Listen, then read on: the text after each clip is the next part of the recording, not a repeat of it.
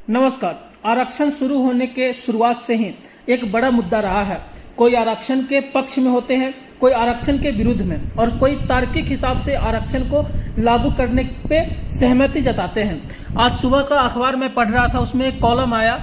Justice Mittal जो Delhi court के जज हैं, उन्होंने एक कॉलम दिया और उनकी बातों, उनकी तर्क से मैं सहमत भी हूँ कि आरक्षण किस हिसाब से लागू करना चाहिए, आरक्षण का ब्यौरा क्या होना चाहिए और इस पे सभी पार्टियों को, राजनीतिक दलों को एक समिति बनानी चाहिए और आरक्षण को लागू करना चाहिए। इनके कुछ पॉइंट्स हैं, उस पॉइंट्स पे हम लोग ध्यान दे लेते हैं और आरक्षण में किस तरह की बदलाव को लेकर इन्होंने प्रस्ताव रखा है। ये आज का अखबार है दैनिक जागरण।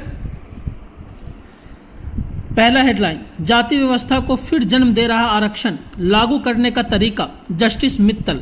इन्होंने कहा, सामाजिक आर्थिक आधार पर दलितों, पिछड़ों, वंचितों की पहचान पर जोर देते हुए जस्टिस मित्तल ने आरक्षण नीति के पुनर्वलोकन की आवश्यकता बताई।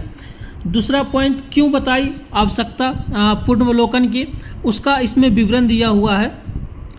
प्राथमिकी और हाई स्कूल तक ड्रॉप आउट छात्रों के अनुमानित आंकड़ों के साथ कहा कि कुछ उन्हीं जातियों के बच्चे को उच्च शिक्षा में आरक्षण का लाभ मिल पा रहा है जो शहर में रह रहे हैं या संपन्न हैं।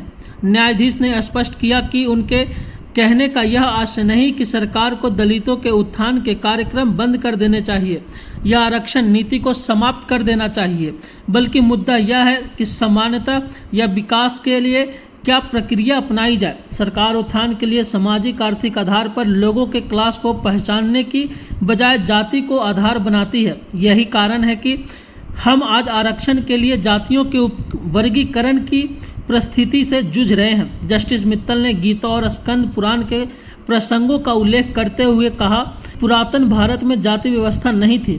पेशा, क्षमता, गुण और स्वभाव के आधार पर ब्राह्मण, क्षत्रिय, वैश्य और शूद्र के रूप में वर्ण बनाई गई थी।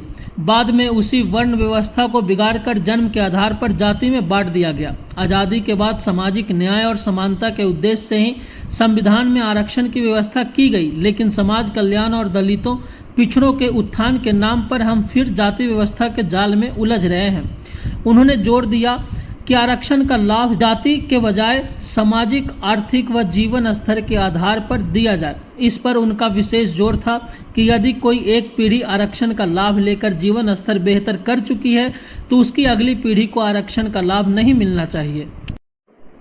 मित्तल साहब का जो तर्क था, जो उन्होंने अपने कॉलम में लिखा है, वो बिल्कुल सही था और बिल्कुल तथ्य भी है कि जो लोग शहरों में रह रहे हैं, जो एक सक्षम वर्गीय परिवार है, वही लोग आरक्षण का लाभ उठा पा रहे हैं। जो लोग अच्छे कॉलेज में पढ़ाई कर रहे हैं, जो लोग अच्छे इंस्टीट्यूट में पढ़ रहे हैं, जिनके माता पिता आरक्षण की मदद से उन्होंने अपने आप को संपन्न बना लिया है, एक अच्छे आर्थिक स्थिति में है, वही लोग आरक्षण का असली फायदा उठा रहे हैं। ग्रामीण वर्ग के लोग, ग्रामीण क्षेत्र के लोग आज भी आरक्षण से वंचित हैं। उनके बच्चे अच्छे स्कूल में नहीं पढ़ पाते, उनके बच्चे अच्छे इंस्टीट्यूट में नहीं पढ़ पाते, लेकिन जो लोग पहले आरक्षण का लाभ उठा चुके हैं, उनके बच्चे वो सक्षम हैं अच्छे इंस्टीट्यूट अफोर्ड करने में, अच्छी कोचिंग ट्यूशन लेने में, तो उनको आरक्षण नहीं देना चाहिए।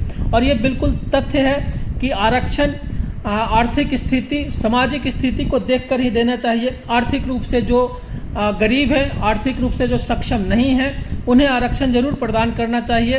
लेकिन जो जज साहब ने तर्क दिया है उससे मैं सहमत हूं, क्योंकि गरीब हर कोई हो सकता है। जो पीढ़ी, जो परिवार संपन्न है अपने आर्थिक रूप से, उनको आरक्षण नहीं मिलना चाहिए। जो पीढ़ी वंचित है, आर्थिक रूप से मजबूत नहीं है, उन्हें आरक्षण का लाभ मिलना चाहिए, न कि आरक्षण का लाभ उनको मिलना चाहिए जो आर्थिक रूप से समर्थ हैं, संपन्न हैं। धन्यवाद। जय हिंद, जय भारत।